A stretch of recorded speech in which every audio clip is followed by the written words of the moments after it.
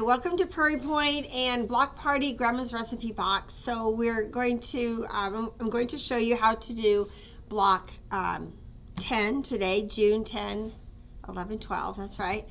And super simple, nothing you don't already know, but I'm just going to review it anyway, and then I'm going to show you the quilts.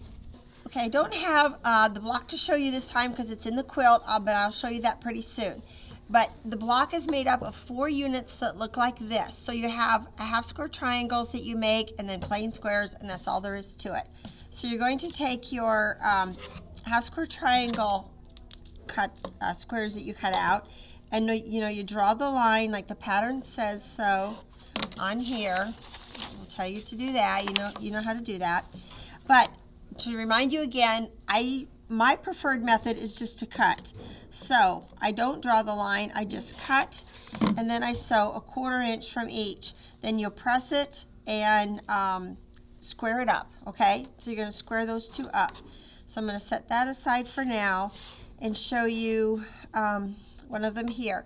Now if you have block lock or tucker trimmer or any other favorite scoring up tools, those work well. You already know how to use those. If you haven't got those yet and are using your regular Creative Grids ruler with a diagonal line on it, just to review that for you, you put your diagonal line right there on the seam line, trim those 2 edges and turn it around. The 3.5 inch marking on there again. Like that, and you've got your half square triangle. I'm going to do that again so you can see that. Put the diagonal line right on the seam line. Make sure my 3.5 inch markings are inside the unit here so that I have room to trim off. I want to make sure that the line is right at the corners. If it's on the seam line, it will be on the corners. No reason why it wouldn't be, unless you didn't sew straight and sewed with a curvy line. One more time to square this up here. Just as a review, it really goes pretty quick. Works well for a method in which you are not making very many blocks at a time. All right. Okay. Then you're going to take the whole squares. Got the, let's see, I'll put this one here. It goes down here. So I'm going to sew this to this right here and that one to that one. Now, which way do you do it? Well, you can look at your pattern, that will guide you. But also remember, these 2 kind of go together like a little butterfly unit, okay? So if these were 2 white ones, it would look like a little butterfly in there. But put them together so you have a unit that looks like that.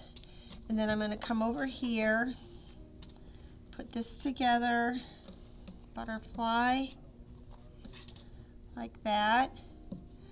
All right, this one is going to go over here. And these are not complete yet, but they will go over there, and this one will go here. So that is your block, which is not sewed together yet, so it looks pretty big. And that's what you'll be making this month. Now, I'm going to show you the quilts all finished. This is the Icebox Cookies version, and it is all completed. It's put together, quilted, and has a binding on it. And the block that I just showed you is right here. So, looking good, lots of fun. And has a really nice Christmassy look. Definitely very Christmassy because it has Christmas prints in it, bright greens and reds.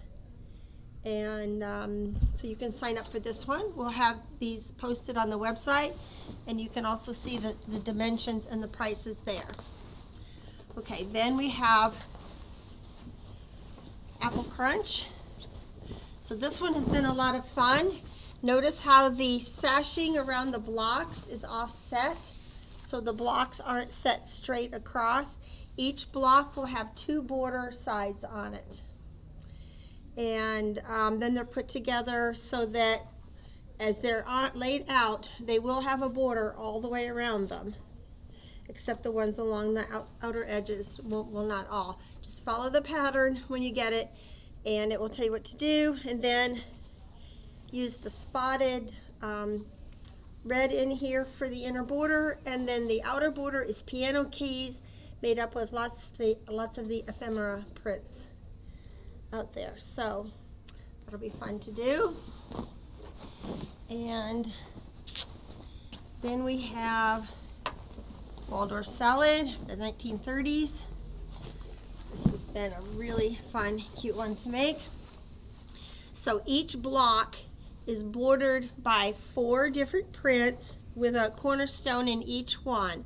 So this is the block here. After you get these all done, you'll put this around them, and then you'll put one of these blocks. There'll be about, let's see, 16-inch blocks, I think, maybe. 16 blocks put together and laid out. You have a variety of prints so that you can mix all those colors up. And then the outer border is also scrappy. So each side of it has a different color. All right, so they'll all be the same print. We have pink, purple, green, and blue. Some of the kits might have yellow instead of pink. We'll have a few variations, but they will all be the same pattern till we run out.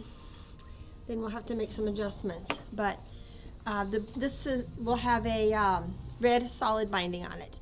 I'll go over some more details and making these in a later video as we get closer to August.